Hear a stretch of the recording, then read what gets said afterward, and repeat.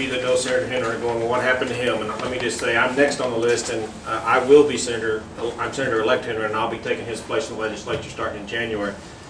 But he had to get back to the Capitol, and I was next on the list, so I hope you don't mind me coming forward and speaking on his behalf. You are next, so please proceed. Let me just say, the power plant that we're talking about was in my district when I was in the House for 6 years in Gentry, Arkansas there, so I've got a lot of familiarity with it, with the people who've been running it. And I'm looking forward to working with them this week. They'll be in my Senate district starting in January.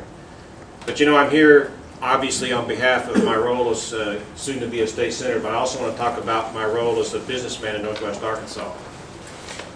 We hear a lot on the campus about what this country needs is more manufacturing jobs. And I want to tell you, in the last 3 years, and I don't say this, I say this with a lot of pride, not in me, but in what our company's done, we've created 30 jobs in manufacturing in Little Gravette, Arkansas in the last 3 years. And I will tell you, the primary reason that we can do that in Northwest Arkansas is because we have affordable utilities, we have a good workforce, a good education system, and because we have good water supply because of Beaver Lake. I heard some people talking, were it not for Beaver Lake and this power plant, Northwest Arkansas would look a lot different today, and I think that's true. And as I sit here today and hear the testimony, I also want you to know I'm speaking to you as a guy who forgot most of what he learned in college, but I have a degree in electrical engineering. And I've heard a lot of testimony from a lot of attorneys about what's the best process moving forward with the engineering decisions that have to be made about how to make this electricity. And it reminded me of the study that we did my senior year in college about the cost of transmission of electric energy over transmission lines. I don't want to see Northwest Arkansas have to import all of our energy from other areas via transmission lines. It's ineffective, it's inefficient, it's almost as expensive, and it doesn't make sense for Northwest Arkansas. The other thing I want to say is I don't want to see Arkansas become a state that leads the way in elimination of coal as part of our energy mix. As a nation, we can't afford to abandon coal. So these ideas that, well, there's going to be more regulations imposed, so given the fact that they comply with the regulations today is not good enough. The fact is, I think most people in this country agree, this country can't survive national security-wise, economically, without coal as part of the mix.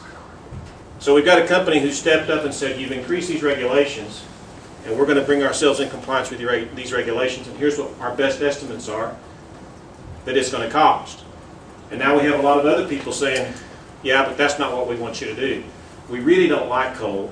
We'd prefer you switch to gas. We'd prefer you switch to wind. And we know it's going to cost more, but that's what we prefer. Well, I'm just telling you as a guy who's going to be paying the electric bills at my manufacturing plant. I buy a lot of natural gas and we buy a lot of electricity. I sit here today and I say, well, our rates are going to go up. You all approve or disapprove? Because of these regulations, our rates are going to go up. The question is how much and how reliable will my power supply be? We've increased our demand for electricity as our company's grown several times over the last 5 years, and we'll increase it. I'm in discussions with the power company now about bringing in more power into our manufacturing facility. And I don't want to get to the point where I have those discussions and they say, well, it's going to be very expensive, or we can't do it at all because of regulations and because of lack of support from regulators. Now let me just say also, and as being a member of the minority party, this might surprise you, but my experience working with state agencies in Arkansas as a businessman and as a manufacturer has been very positive. I've worked with ADEQ, we have an air permit, and we visit with them frequently. I've worked with the Department of Labor. I've had many state agencies into my company, and what I appreciate about the state of Arkansas versus many of my people in other lands, other states, is I have seen a responsive and reactive approach. And what I would ask the Public Service Commission to do is to continue that tradition. Let's not start the Keystone Pipeline delay, debate, and destroy mentality, but let's get an answer and let's get on down the road so that Arkansas, not just Northwest Arkansas, but all of Arkansas, can continue to progress in the way we meet our energy needs for the future. Thank you. Thank you. And will you give Senator Hendren our regards? I will. We missed him. Thank you very much.